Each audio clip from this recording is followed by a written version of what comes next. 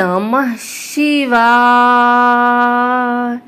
आइए सुनते हैं हरितालिका व्रत कथा, पूजन विधि एवं शुभ मुहूर्त तथा उसका महत्व। हरितालिका तीज व्रत को सुहागिनों के अलावा कुंवारी कन्याएं रखती हैं।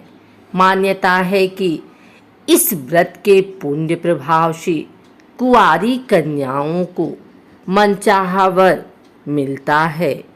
अखंड और सुखद दाम्पत्य की कामना का व्रत हरितालिका तीज भाद्रपद के शुक्ल पक्ष की तृतीया को मनाया जाता है। इस तीज पर स्त्रियां व्रत रखकर भगवान गणेश एवं शिव पार्वती का पूजन अर्चन कर अपने सुखद दाम्पत्य जीवन एवं परिवार की खुशियों के लिए मंगल कामना करती हैं। इस व्रत को निर्जला रहकर किया जाता है और रात में भगवान शिव और माता पार्वती के गीतों पर नृत्य किया जाता है। मान्यता है कि इस व्रत को रखने से अखंड सौभाग्य की प्राप्ति होती है। इस दिन सुहागिन महिलाएं निर्जला और निराहार व्रत रखकर पति की लंबी आयु के लिए व्रत रखती हैं। हरितालिका तीज व्रत को सुहागिनों के अलावा कुंवारी कन्याएं रखती हैं। मान्यता है कि इस व्रत के पुण्य प्रभाव से कुंवारी कन्याओं को मनचाहा वर मिलता है। रिश्तों के लगाव का यह पारंपरिक पर्व जीवन को नए उमंग, उल्लास और प्रेम के रंग में भर देता है। हरितालिका तीज शुभ मुहूर्त। हरितालिका तीज शुभ मुहूर्त 5:57 से 8:31 तक है। अवधि 2 घंटे 33 मिनट। पूजा विधि।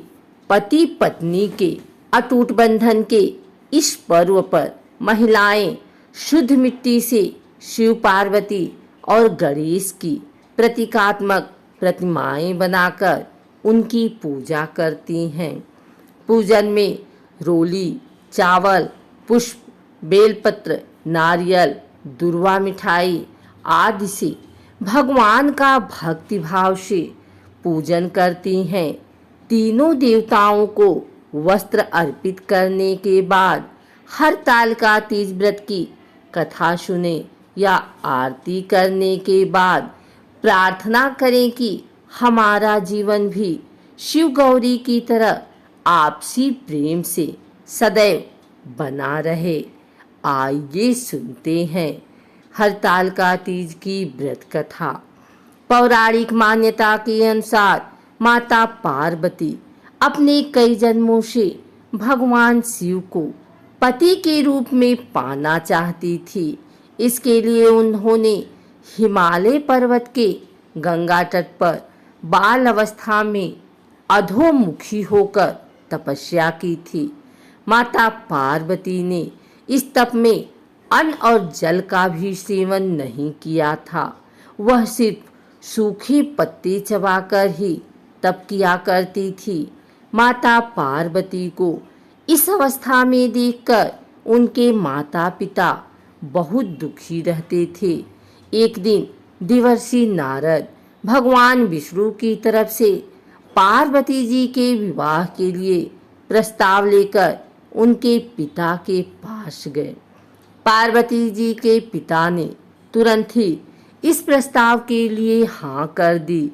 जब माता पार्वती को उनके पिता ने उनके विवाह के बारे में बताया तो वह काफी दुखी हो गई।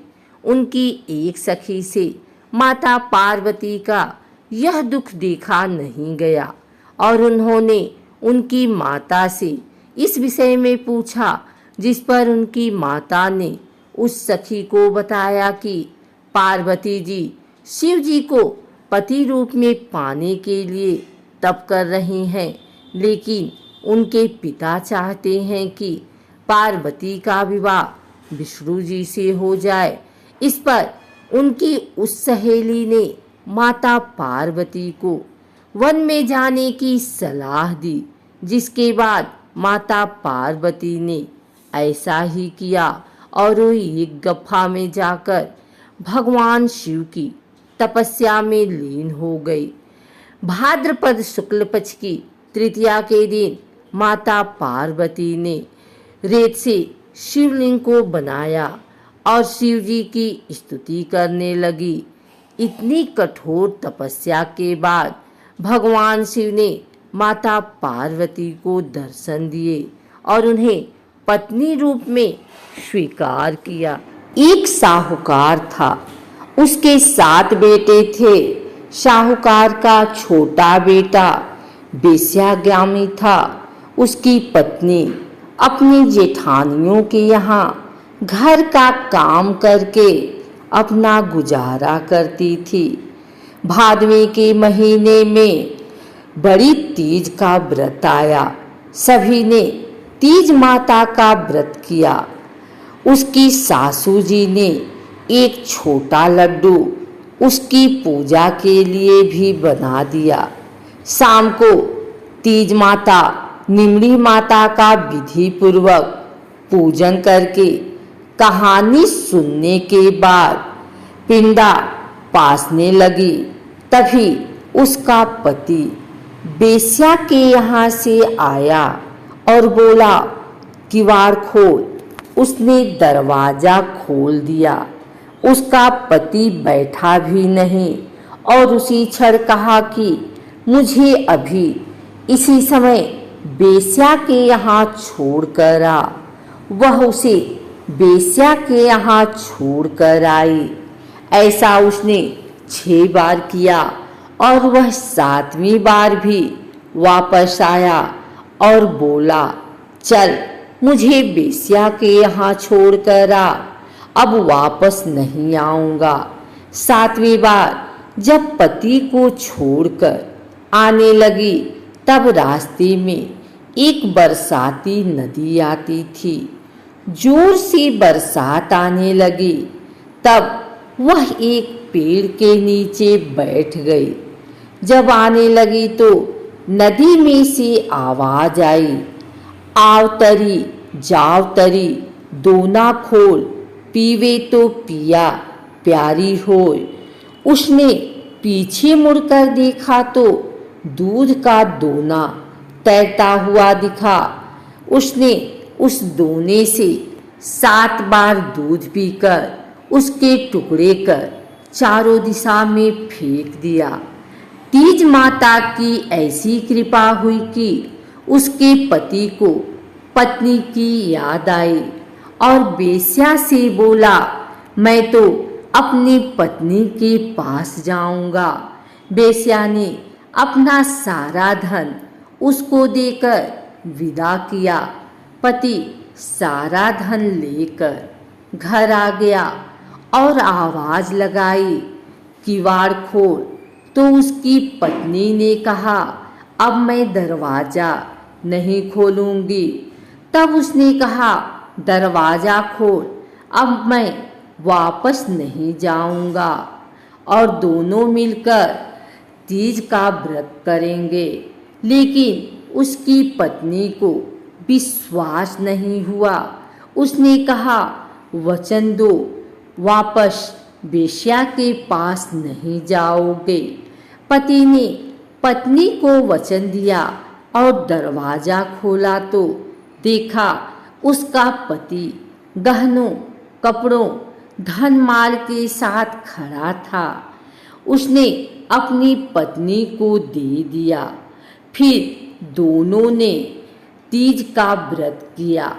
सुबह जब जेठानी के यहाँ काम करने नहीं गई तो बच्चों को बुलाने भेजा तो देखा कि काकी गहने नए कपड़े में सज संवर कर बैठी है और काका भी बैठे हैं। तो बच्चों ने पूछा, चाची ये कहाँ से आया? तब उसने कहा, ये तीज माता की कृपा हुई है, अब मैं काम पर नहीं आऊंगी। बच्चों ने घर आकर सारी बात बताई। सभी लोग अत्यंत प्रसन्न हुए। हे तीज माता, जैसे आप साहूकार के बेटे बहू पर प्रसन्न हुई, वैसे सब पर होना, सबके दुख दूर करना। तीज माता की जय। आइए सुनते हैं तीज माता की दूसरी कहानी। किसी गांव में जाट था। उसने 2 विवाह किए। दोनों के एक एक लड़की हुई। कुछ समय बाद जाट की पहली पत्नी मर गई। अब सौतेली माँ अपनी बेटी से तो कुछ काम नहीं करवाती, उसे बहुत स्नेह से रखती, परंतु दूसरी बेटी से घर का सारा काम करवाती थी। दोनों लड़कियां बड़ी हो गई। एक दिन जाटनी ने जाट से कहा, मेरी बेटी के लिए पैसे वाला लड़का ढूंढना और दूसरी के लिए साधारण लड़का देखना। जाट ने दोनों बेटियों का विवाह कर दिया। सौतेली बेटी मेहनती व समझदार थी। उसने अपनी समझदारी से सबका दिल जीत लिया। जाटनी की बेटी घर का काम भी नहीं जानती थी और अकड़ में रहती थी, इसलिए ससुराल वाले उसे बहुत दुखी हो गए। कुछ समय बाद जाट दोनों को लेने ससुराल गया। पहली लड़की के ससुराल वालों ने बहुत बड़ाई की, परंतु दूसरी वाली के ससुराल वाले ने बहुत शिकायतें की और कहा, अपनी बेटी को ले जाओ। जाट दोनों को लेकर अपने घर आ गया और सारी बात जाटनी को बता दी। जाटनी घर का सारा काम अपनी लड़की से करवाने लगी। कुछ समय बाद भाद्रपद मास में तीज का व्रत आया।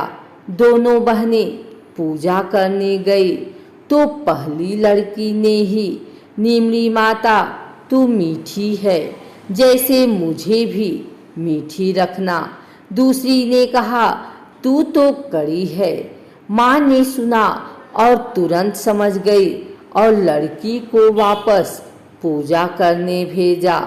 लड़की ने नीमली माता का पूजन कर कहा, हे नीमली माता, जैसे आप मीठी हैं वैसे मुझे भी मीठी रखना।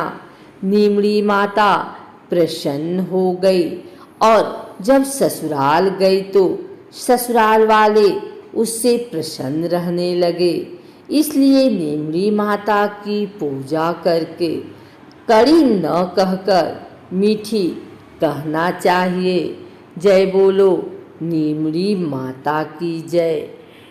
किसी नगर में एक सेठ सेठानी, उनके पास बहुत धन संपत्ति थी, पर उनकी कोई संतान नहीं थी। भाद्रपद में तीज माता का व्रत आया। सेठानी ने पूजा करके तीज माता से कहा, हे नीमली माता, तीज माता, यदि मेरे 9वें महीने पुत्र हो जाएगा तो मैं आपको 1.25 मन का सत्तू चढ़ाऊंगी।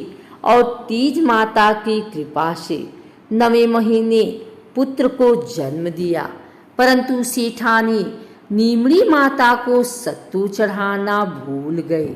सेठानी के 7 बेटे हो गए, परंतु सेठानी ने तीज माता को सत्तू नहीं चढ़ाया। पहला बेटा विवाह योग्य हो गया। लड़के का विवाह हुआ। सुहागरात के दिन अर्धरात्रि को सर्प ने डस लिया और उसी क्षण मृत्यु हो गई।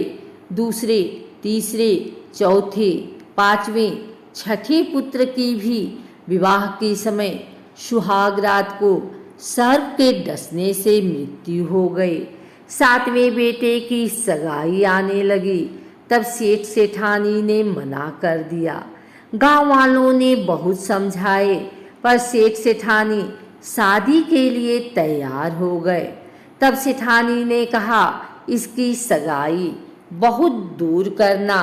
सेठ जी सगाई करने के लिए घर से चले और चलते चलते बहुत दूर एक गांव में आए। वहाँ कुछ लड़कियां खेल रही थी और मिट्टी के घर बना रही थी और सबने अपने अपने घर तोड़ दिए। पर उस लड़की ने कहा, मैं तो अपना घर नहीं तोड़ूंगी। सेठ वहाँ खड़ा खड़ा यह सब देख रहा था। सोचा, यह लड़की समझदार है। लड़की खेलकर घर जाने लगी। तब सेठ भी उसके पीछे पीछे उसके घर चला गया। लड़की के माता पिता से मिलकर अपने लड़के की सगाई कर दी। विवाह का मुहूर्त भी निकाल लिया। घर आकर विवाह की तैयारी करने लगा। सेठ परिवार वह गांव वालों के साथ बारात लेकर गया और 7वें बेटे का विवाह हो गया। बारात विदा हुई। लंबा सफर होने के कारण माँ ने लड़की से कहा कि रास्ते में तीज माता का व्रत आएगा। यह सत्तू वह सिग डाल रही हूँ। रास्ते में निमड़ी माता का विधि पूर्वक पूजन कर कल्पना ससुर जी को दे देना। धूमधाम से बारात चली। रास्ते में तीज का दिन आया। ससुर जी ने बहू को खाने के लिए कहा तो बहू ने कहा कि आज तो मेरे तीज का व्रत है। शाम को बहू ने गाड़ी रुकवाई और कहा, मेरे को तीज माता की पूजा करनी है। तब ससुर जी ने नीमड़ी का पेड़ देखकर गाड़ी रुकवा दी और कहा, बहू पूजन कर लो। तब बहू ने कहा, नीमड़ी की डाली ला दो। तब ससुर जी ने कहा, सभी बहुओं ने तो नीमड़ी की पूजा की, पर बहू नहीं मानी। बोली, मैं तो डाली का ही पूजन करूंगी। बहू के कहे अनुसार ससुर जी ने पूजन की तैयारी करवा दी। बहू नीमड़ी माता का पूजन करने लगी। नीमड़ी माता पीछे हट गई तो बहू ने हाथ जोड़ विनती करने लगी, हे नीमड़ी माता, आप मुझसे पीछे क्यों हटी? मेरे से क्या भूल हो गई? बहू की करुण विनती सुनकर तीज माता ने कहा, तेरी सासू जी ने बोला कि जब मेरे बेटा हो जाएगा तो 1.25 मन का सत्तू चढ़ाऊंगी, पर 7 पुत्र हो जाने पर भी नहीं चढ़ाया। बहू बोली, माता हमारी भूल माफ करो, मैं आपको सत्तू चढ़ाऊंगी। मेरे 6 जेठ जी को वापस लौटा दो, वह मुझे पूजन करने दो। तीज माता नववधू की भक्ति व श्रद्धा देखकर प्रसन्न हो गई। बहू ने नीमड़ी माता का पूजन किया, चंद्रमा को अर्घ्य दिया। उसके पति ने सत्तू पासा और ससुर जी को कल्पना दे दिया। बारात घर पहुंची। बहू के घर में प्रवेश करते ही उसके 6 जेठ प्रकट हो गए। सासू जी ने धूमधाम से सबका गृह प्रवेश किया। सासू जी बहू के पांव पकड़ने लगी। तब बहू ने कहा, सासू जी आप ये क्या कर रही हैं? आपने जो तीज माता को सत्तू बोला था उसको याद करो। सासू जी को याद आ गई। अगले साल भाद्रपद मास में तीज का व्रत आया। 7.25 मण का सत्तू बनाकर नीमड़ी माता तीज माता को चढ़ाया। हरितालिका तीज के लिए सबसे पहले भगवान शिव, माता पार्वती, भगवान गणेश, पुत्र कार्तिकेय और नंदी की बालू और काली मिट्टी का इस्तेमाल करते हुए अपने हाथों से प्रतिमा बनाएं।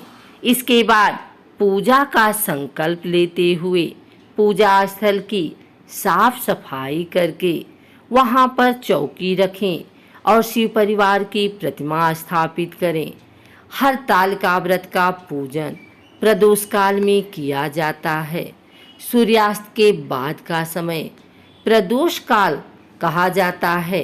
इसके बाद सभी देवताओं का आवाहन करते हुए सबसे पहले भगवान गणेश की आराधना करते हुए भगवान शिव, माता पार्वती और भगवान गणेश व कार्तिकेय का षोडशोपचार पूजन करें। भगवान शिव को अर्पित करने के लिए एकत्रित सभी पूजा सामग्रियों का एक के बाद एक उन्हें अर्पित करें। फिर माता पार्वती को सुहाग की सभी चीज़ों को चढ़ाएं। पूजन के बाद भगवान शिव और माता पार्वती की आरती करें और बाद में सभी महिलाएं मिलकर हरतालिका तीज व्रत की कथा सुने और रात्रि को जागरण करें। तीज का पर्व सुहागिन महिलाओं के लिए विशेष महत्व रखता है। हरतालिका तीज का त्योहार भी इसी में एक है। हिंदू पंचांग के अनुसार हर वर्ष भाद्रपद मास के शुक्ल पक्ष की तृतीया तिथि को हरतालिका तीज का व्रत रखा जाता है। इस साल हरतालिका तीज व्रत आज यानी 30 अगस्त 2022 को है। इस दिन सुहागिन महिलाएं अखंड सौभाग्य की कामना के साथ व्रत रखती हैं और भगवान शिव तथा माता पार्वती संग उनके परिवार के सभी गणों की पूजा करती हैं। भगवान शिव की पूजा उपासना के लिए हरतालिका पर्व पर उन्हें बेलपत्र, शमी, धतूरे का फल, घी, शहद, गुलाल, चंदन, मंजरी, कलावा, इत्र, 5 फल, सुपारी, अक्षत, धूप, दीप, कपूर, गंगाजल, दुर्वा और जनेऊ आदि अर्पित किया जाता है। वहीं माता पार्वती के लिए श्रृंगार की चीज़ों को चढ़ाने का विशेष महत्व होता है, जिसमें सुहाग की सामग्री में बिंदी, सिंदूर, कुमकुम, मेहंदी, बिछिया, काजल, चूड़ी, कंघी, महावर आदि को शामिल किया जाता है। हरतालिका तीज का व्रत पूरे दिन निर्जला रखते हुए किया जाता है। ऐसे में जो सुहागिन महिलाएं इस तीज का व्रत और पूजा पहली बार करने जा रही हैं, उन्हें इस बात का ध्यान रखना होगा कि वे किसी भी परिस्थिति में व्रत को बीच में न छोड़ें। जिन महिलाओं को इस बीच पीरियड से गुजरना पड़ रहा है, वे भगवान की मूर्ति और पूजा सामग्रियों को न छुएं और दूर रहते हुए कथा आदि सुने। पूजा के बाद रात्रि का जागरण करते हुए मंत्रों और कथा का पाठ करते रहना चाहिए। हरतालिका तीज पर आज जरूर करें इन मंत्रों का जाप। देवी मंत्र ओम गौरी नमः। ओ गौरी में प्रियताम नित्यम अघनाशाय मंगला सौभाग्ययास्तु ललिता भवानी सर्वसिद्धये। शिव मंत्र ओम नमः शिवाय। गणेश जी के मंत्र श्री गणेशाय नमः। आज यानी 30 अगस्त 2022 को हरतालिका तीज पर शुभ योग हस्त नक्षत्र का शुभ संयोग बना हुआ है। शुभ योग 30 अगस्त को दोपहर 1:03 तक रहेगा और पूरे दिन हस्त नक्षत्र रहेगा।